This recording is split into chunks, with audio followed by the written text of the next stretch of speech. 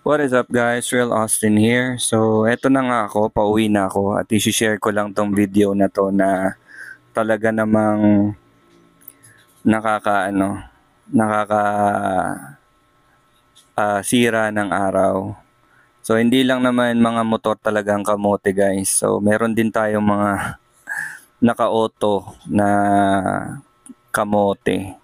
So, papakita ko dito sa video kung paano ko kinamote nung isang SUV dito sa street na to.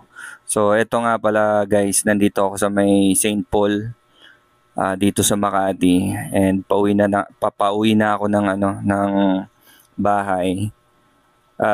Dito ako usually dumadaan kasi mas konti yung yung traffic.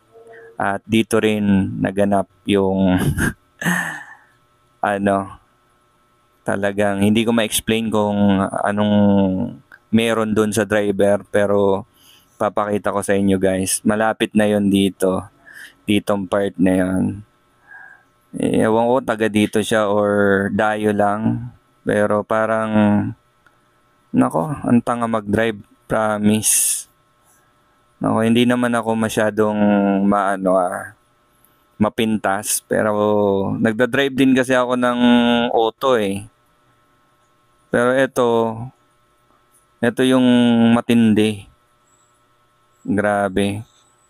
To know na ang motor ko malaki hindi to Mio. Malaki to.